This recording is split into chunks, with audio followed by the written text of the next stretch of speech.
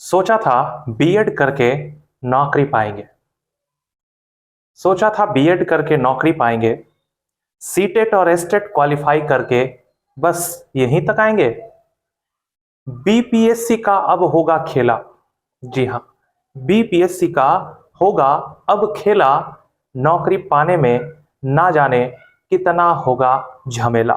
जी हां, नई शिक्षा नीति, 7th फेज की नई शिक्षा नीति में हम आज बात करने वाले हैं। एक बार फिर से आपका तहे दिल से स्वागत है। मैं हूं मनीष रमन और आज हम बात करेंगे कौन से बच्चे इसमें क्वालिफाई कर सकते हैं, कौन से बच्चे फॉर्म भर सकते हैं, क्या पहले से जो टीचर्स हैं उनका क्या होगा, किस तरह से कौन कौन सी चीजें बदलाव हुई हैं, एक एक पॉइंट पे बात करेंगे। क्या होगी नई सैलरी, क्या होगा नया पैटर्न, किस तरह के एग्जाम में सिलेबस आएंगे और बीपीएससी कब तक एग्जाम कंडक्ट कराएगी, कितना है हमारे पास वक्त तैयार करने के लिए अपने आप को, सारा फुल डिटेल वीडियो बात करने वाले हैं। तो जल्दी से आप कुर्सी की पेटी बांध लीजिए और चलिए इस यात्रा का आरंभ करते हैं। तो जैसा कि आप देख सकते हैं कि काफी फेमस चेहरा जो चचा के नाम से जाने जाते हैं। तो चचा, ये जो आपने नया खेला किया है ये बहुत अच्छा किया है, ठीक है। और जिस तरीके से आपने बदलाव किया है, देखिए कोई भी बदलाव सबके लिए अच्छा नहीं होता और सबके लिए बुरा नहीं होता। कुछ ऐसे बदलाव होते हैं जो करना कंपलसरी भी होता है, जरूरी भी होता है। जीवन में अगर बदलाव ना हो तो जीवन का रस और महत्व और जीवन बड़ा निर्लज हो जाएगा, निर्रस हो जाएगा कह सकते हैं। तो उस बदलाव को एक्सेप्ट करना होगा, हंस के करें और रो के करें।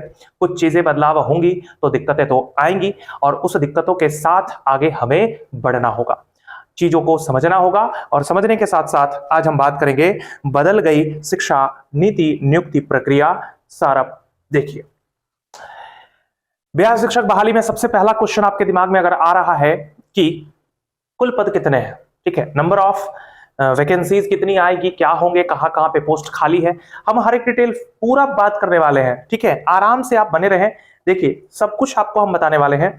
तो आपको थोड़ा सा पेशेंस रखना होगा। आप बार बार 2 मिनट 4 मिनट का वीडियो किसी का देख के आप पूरा इंफॉर्मेशन कलेक्ट नहीं कर सकते। आपका टाइम वैसे भी टेकन होता ही है। तो आप उससे अच्छा है कि आप एक स्थान पर एक चैनल पे अच्छे से टाइम दें और देने के बाद सारा इंफॉर्मेशन आपको सीधे माध्यम से, सुरक्षित और सुगम माध्यम से आपको मिल जाएगा, ठीक है, एकदम आसान भाषा में, ठीक है। कुल पद कितने होंगे तो आप देख सकते हैं कि 1 to 5 प्राइमरी होता है, 6 to 8 मिडिल होता है, उससे ऊपर 9 10th को कह सकते हैं, उससे ऊपर 10+2। तो पूरा डिटेल आप देख सकते हैं कि 10+2 में 89,734 लगभग 90,000 की बहाली इसमें आने वाली है। यहाँ पे सीट जो होगा वो लगभग 44,000 9 10th के आसपास। और 8 से जो नीचे है, 8 तक के जो भी वैकेंसीज होगी, जो भी सीट्स है, वो लगभग 80,000। कुछ और स्पेशल टीचर की भी बहाली इसके अंदर होने वाली है जिसमें 10,000 पोस्ट होंगे। और कुछ हाई स्कूल के अंदर कंप्यूटर टीचर की भी बहाली होगी जिसमें लगभग 7360 पोस्ट होंगे। तो हम मिला जुला के कर लें कि 2 लाख से ऊपर की वैकेंसी, सबसे बड़ी वैकेंसी जिसका काफी दिनों से इंतजार भी हो रहा था। और सरकार ने, कहते हैं कि गर्म लोहे पर चोट देने पर ही आकार में परिवर्तित होता है। तो सरकार ने अच्छा चोट दिया है, इलेक्शन का माहौल है, तो आपको भी यही काम करना है कि इस गरम चोट पे, इस गरम तवे पे, इस गरम लौह पे आपको भी अपना आकार परिवर्तित कर लेना है। आप जहां हैं उससे बेहतर हो जाए, आप कहीं नहीं हैं तो आप एक बड़े अचीवमेंट की तरफ जा सकते हैं, ठीक है। तो चलिए, नेक्स्ट हमारा क्वेश्चन क्या है आपके दिमाग में, वो ये है, ठीक। सबसे पहले इसको देखने से पहले आप इस इमेज की तरफ देखें। ये इमेज कुछ कह रहा है। हम अगर आज बात करें कि शिक्षक, गुरु का एक बहुत बड़ा महत्व है, हमारे हर किसी के जीवन में गुरु का एक बहुत बड़ा महत्व है। अगर हम बात करें कि हम जब छोटे थे, होम ट्यूशन पढ़ते थे, तो हमारे एक टीचर आया करते थे। आज हम उनको भी सादर प्रणाम करना चाहते हैं कि कहीं ना कहीं वो शुरुआत का जो दिन था उन्होंने बहुत अच्छे से आगे बढ़ाया। उसके बाद फिर दूसरे टीचर मिले, उसके बाद दूसरे टीचर मिले, और आज भी कहीं ना कहीं हम किसी ना किसी गुरु के अंदर हैं और उनको फॉलो करते हैं, और करना भी चाहिए। क्योंकि जीवन में आप सब कुछ हासिल नहीं कर सकते, लेकिन अगर कर सकते हैं तो वो गुरु के आशीर्वाद से, गुरु के शिक्षा से ही उसको अचीव कर सकते हैं। तो आज हम बात करते हैं कि शिक्षा में देखिए कि लाइन लिखा है बड़ा अच्छा कि शिक्षा में था दम लेकिन कहां पहुंच गए हम। आए दिन आप शिक्षकों को देखते होंगे कि वो धरना प्रदर्शन पे कभी कहीं, कभी कुछ, कभी क्या, कभी किसी चीज को लेकर अपने बातों को मनवाने के लिए वो अलग अलग तरीके के मुद्दे पे बात करते रहते हैं, लेकिन सरकार सुनती नहीं है। वो कान में तेल डाल के बस बैठी रहती है, वो इंतजार करती है इलेक्शन का, और जब इलेक्शन आता है तो बस डुगडुगिया बजाना शुरू कर देती है। तो भैया यही डुगडुगिया बज रहा है, और इस डुगडुगिया में आप क्या करने वाले हैं तो आप अपने आप डिसाइड कीजिए कि आप डुगडुगिया लेके बजाने वाले हैं या फिर आप दर्शक बन के देखने वाले हैं। ठीक है, आपको डिसाइड करना होगा। तो अलग पहचान, अगर हम बात करें कि अलग पहचान मतलब जो भी शिक्षक पहले से ज्वाइन कर चुके हैं, जो शिक्षक हैं, कुछ क्वेश्चंस आपके दिमाग में और चल रहा होगा, उस पर भी बात कर लेंगे। राज्य कर्मचारी का आपको दर्जा मिल जाएगा। जी हाँ, राज्य कर्मचारी का दर्जा मिल जाएगा। उससे होगा क्या, तो आपको बहुत सारे बेनिफिट्स मिलने लगेंगे। जैसे आप देख सकते हैं कि आप एक स्थायी टीचर के फॉर्म में काम करने लगेंगे। आपकी वेतन जो होगी, जो भी आपका वेतन अभी है, वो लगभग दुगना के आसपास आपका वेतन हो जाएगा। कोई भी काम आप कर रहे हैं और उसमें अगर अच्छी खासी आपको सैलरी मिल रही है तो उस काम को करने में भी मन लगने वाला है आपको। अगर हम बात करें टीए और डीए की बात, तो टीए और डीए भी मिलना शुरू हो जाएगा, और स्पेशल सम्मान, और जहां आप हैं जाहिर सी बात है कि आपकी पोस्ट बढ़ेगी तो आपका सम्मान भी बढ़ना शुरू हो जाएगा। लोग आपको और सम्मान करना शुरू कर देंगे, क्योंकि गुरु का सम्मान हर एक कंडीशन में किया जाता है। ठीक है, और गुरु, आप टीचर बनने वाले हैं, आप हैं भी टीचर, तो आपको अच्छे से पता होगा। ठीक है, चलिए तो नेक्स्ट आपके दिमाग में क्वेश्चन क्या है, तो ये रहा कि आखिर बीपीएससी कैसे लेगा एग्जाम। बीपीएससी के दिमाग में जो चल रहा है, बीपीएससी एग्जाम लेगा कैसे, उसका एग्जाम पैटर्न क्या होगा, सिलेबस क्या होगा, सब कुछ नया है। लेकिन थोड़ा सा अगर आप कॉमन सेंस का यूज करते हुए आप देखें तो अभी जस्ट रिसेंट में हेड मास्टर का वैकेंसी आया था। हेड मास्टर के पोस्ट की बहाली हुई है, जिसमें लगभग 150 क्वेश्चंस थे, जिसमें 75 क्वेश्चन आपके जीके जीएस से थे, और बाकी के 75 क्वेश्चन जो थे वो आपके किससे थे, तो सीडीपी से थे। ये सीडीपी क्या होता है, तो हम कह सकते हैं कि अगर आपने डीएलएड दिया, बीएड दिया, एंट्रेंस दिया, बहुत सारा आपने एग्जाम दिया होगा, तो आपको बच्चों से संबंधित बहुत सारे क्वेश्चंस पूछे जाते हैं। ठीक है, कि जिसमें लगता है आपको कि ये सही होगा, लेकिन उसमें गलत होने का चांसेस बहुत ज्यादा होता है। जो जितना दिमाग लगाता है उसका उतना ज्यादा गलत होता है। ठीक है, तो उस तरह के इसमें क्वेश्चंस पूछे जाएंगे आपको।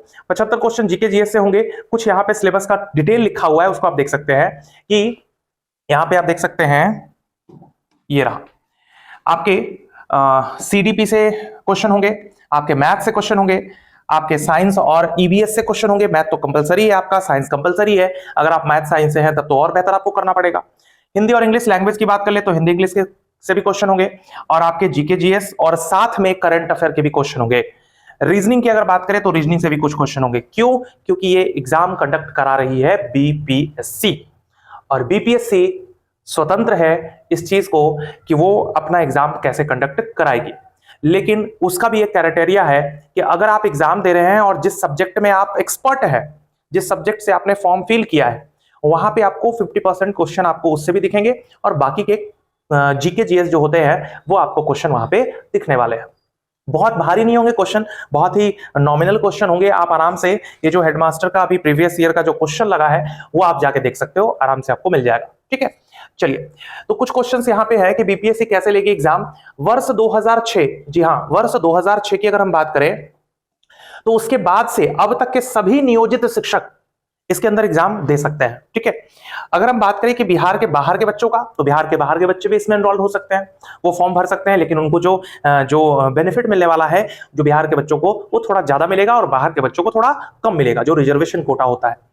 उसके साथ साथ रिजर्वेशन पे अगर बात की है तो 50% सीट जो होगा वो रिजर्व होगा हमारी महिलाओं के लिए, हमारे बहनों के लिए। कह सकते हैं कि लेडीज कैंडिडेट, जी हाँ, फॉर लेडीज कैंडिडेट के लिए 50% सीट होगा। अगर वैकेंट रह जाता है तो वो सीट फिर पुरुषों को मिल सकता है। कह सकते हैं 3 बार दे सकते हैं एग्जाम। अरे भैया, एक तो बड़े मुश्किल से एग्जाम आता है। ठीक है, अभी एग्जाम आया है, इलेक्शन है, तो इतना बड़ा एग्जाम आया। अच्छा, क्यों जरूरत है ये 2-2 लाख 3-3 लाख वैकेंसी एक साथ लाने का? आप 50,000 60,000 जैसी वैकेंट होता है, आप एग्जाम कंडक्ट करा सकते हैं ना। 50,000 भी बहुत बड़ा अमाउंट है।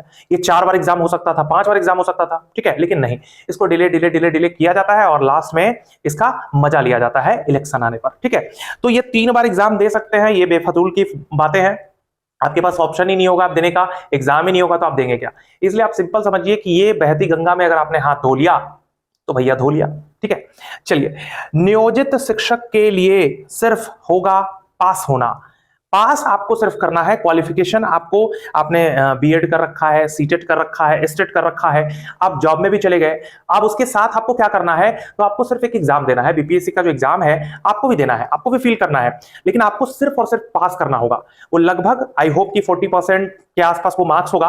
वो क्लियर अभी हम नहीं कर सकते क्योंकि जब तक बीपीएससी इस चीज को बोलता नहीं है, ऑथेंटिक नहीं होता है, तो बोलना सही नहीं होगा, लेकिन एक अनुमान बता सकते हैं कि 40% के आसपास अगर आपका मार्क्स आता है तो आप क्वालिफाई कर सकते हैं। ठीक है, तो आप देखेंगे कि करना होगा सिर्फ पास, आपको वो फाइट नहीं करना है, आपको सिर्फ अपना एग्जाम देना है, आपको सिलेबस कंप्लीट करके जाना है। सिलेबस पे थोड़ा डिटेल बात कर लें तो सिलेबस आपको, ये बहुत बड़ा सिलेबस नहीं होगा, जो आप पढ़ रहे हैं, जो आप पढ़ा रहे हैं, जो आपकी चीजें डेली बेसिस में हैं वही आपको दिखेगी, लेकिन आपको देखना है कि बीपीएससी अगर एग्जाम ले रही है तो कहीं ना कहीं एनसीईआरटी को फॉलो करती है, और अगर एनसीईआरटी को फॉलो कर रही है तो आपको भी कहीं ना कहीं एनसीईआरटी को देखना होगा। ठीक है, चलिए तो थोड़ा सा और आगे चले अगले क्वेश्चन पे।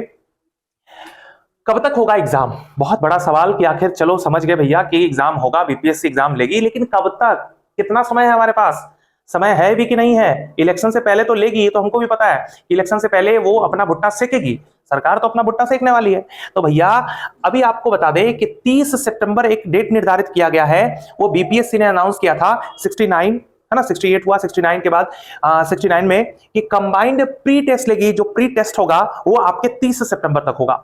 हो सकता है कि इसके साथ एग्जाम हो जाए मर्ज, लेकिन मुझे जहां तक लगता है कि ये एग्जाम मर्ज नहीं कर पाएगी। क्यों नहीं कर पाएगी? क्योंकि इसमें नंबर ऑफ स्टूडेंट्स ज्यादा होंगे, एक तो नंबर ऑफ स्टूडेंट्स अपने बीपीएससी के और दूसरे यहां टीचर के, तो दोनों बहुत बड़ी संख्या होगी और दोनों का सिलेबस कहीं ना कहीं थोड़ा सा डिफर होगा, इसलिए ये एग्जाम को अलग से ही कराएगी और इसी के आसपास मतलब 30 सितंबर के बाद का ही डेट होगा आपका वो एग्जाम कंडक्ट कराने का। ठीक है, तो आप कह सकते हैं कि हो सकता है इसके आसपास हो, आसपास सही बात है, हो सकता है कि इसके आसपास एग्जाम कंडक्ट किया जाए और इलेक्शन से पहले होगी पूरी प्रक्रिया। ये भैया जान लीजिए कि इलेक्शन से पहले आपको लेटर मिले ना मिले, आपको प्रक्रिया फिनिश कर दिया जाएगा, सिलेक्शन का जो भी प्रक्रिया है उसको कंप्लीट कर दिया जाएगा।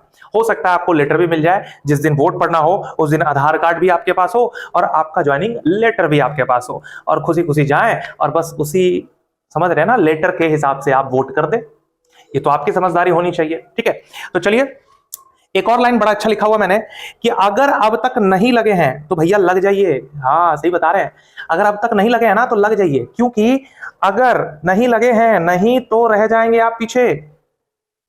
इस दौर में अगर आप नहीं निकल पाए ना तो आप दूसरा और तीसरा वैकेंसी का वेट ही करते रह जाएंगे। जिस तरीके से 6th फेज में एग्जाम जो हुआ, 6th फेज के बच्चे जो सिलेक्ट हुए और जिनका सिलेक्शन नहीं हुआ वो 7th का इंतजार कर रहे थे, और देख लीजिए कि कितना बड़ा बदलाव आ चुका है, उनका मेहनत 4 गुना बढ़ चुका है। ठीक है, तो आप आने वाले चीजों के लिए इंतजार ना करें, जो अभी दिख रहा है उस पर लग जाए। आई होप यहां तक आपको सारा वीडियो अच्छा लगा होगा। और भी किसी तरह का जानकारी आपको चाहिए तो आप कमेंट कर सकते हैं, इससे रिलेटेड हम एक्टिव रहेंगे और आपको इन्फॉर्मेशन देते रहेंगे किसी भी नए जानकारी पे। तो आप जल्दी से चैनल को सब्सक्राइब कर लीजिए और अगर आपको अच्छा लगा तो आप लोगों के साथ शेयर भी कर सकते हैं। मैं हूं मनीष शर्मन, एक बार फिर से तहे दिल से आपका इस चैनल पे स्वागत करता हूं। वीडियो देखने के लिए प्रेम पूर्वक बहुत बहुत धन्यवाद। Thank you so much. Yeah.